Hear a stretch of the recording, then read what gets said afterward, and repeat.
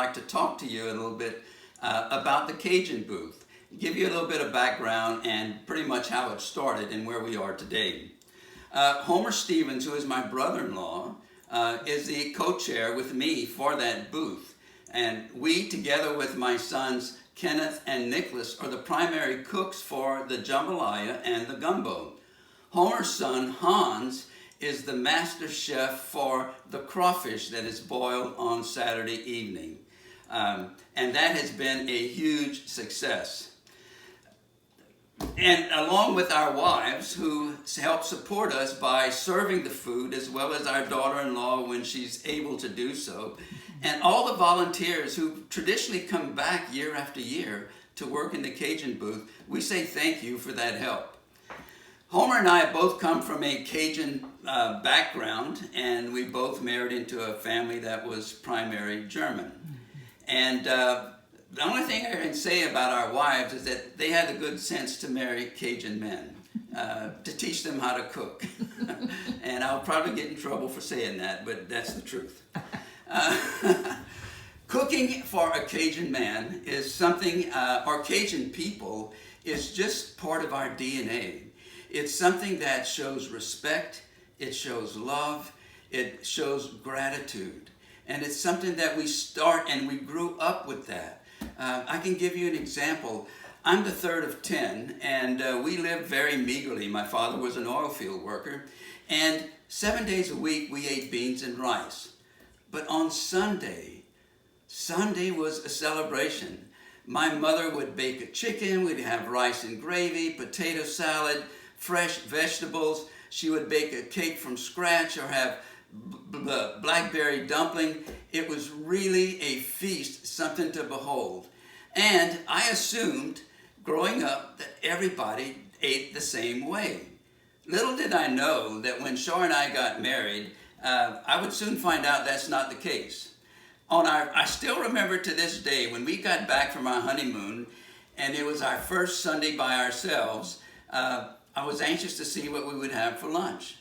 And being newlywed, didn't want to cause any ripples, but I noticed that around 11:30, she came out and put a loaf of bread on the table. And I thought, interesting, I don't know where this is going. And then about 11:45, she came out with a jar of peanut butter and syrup. And then I thought, bon Dieu, good Lord, what in the world is happening? Every fiber in my body was screaming, no, this can't be. This is just an abomination. So needless to say, we had, if it had been later in our marriage, I would have said it a come to Jesus meeting, but it was early on, so I'd say a rich discussion about what our Sunday menu had to be. And it's been a blessing ever since then.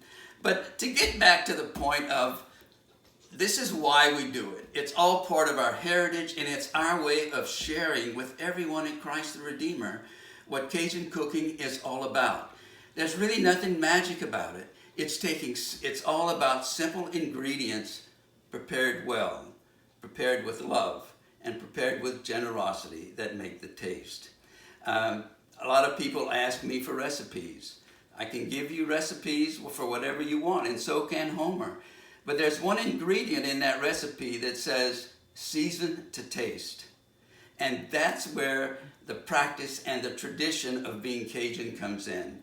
Everybody will season to taste differently. In our booth, nothing is served unless all four of the cooks agree with the taste and say, now it is ready to be served. So, having said that, let's talk a little bit about the background. How did we get to the point that we wanted to open up a Cajun booth? Well, we were fortunate in that Homer's son, Chad, played for the University of Texas. And to go to the games, we began to tailgate. Homer more than me at first, because I didn't have the equipment. But then later on, another nephew, David Birkin, played for Rice. And so we actually helped start a tailgate there for the football team. And that was where the love of all this started. And if you're trying to feed a lot of people, there's nothing better than jambalaya and gumbo. And we had a lot of fun doing that. And I remember the call that went out many years ago, I guess it's around 2008, Father said, you know, we need some help. Is anybody interested in helping out with the festival? And I talked to Homer and I said, Homer, why don't we try doing a Cajun booth? And that's how it began. When it began, it was only on Saturday night, and we cooked jambalaya. Later on, we were asked if we could extend that Saturday into Sunday, and we did that. And then on Sunday, we not only had jambalaya, but we introduced chicken and sausage gumbo. And a little bit later on, some people were asking about boiled crawfish. So a couple of years ago, we got Hans to come in and do his boiled crawfish, which has been a huge success. So that's kind of the genesis of what started.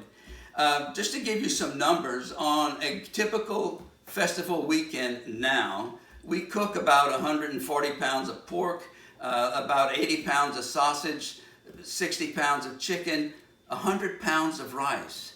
And the seasoning blend is about 80 pounds.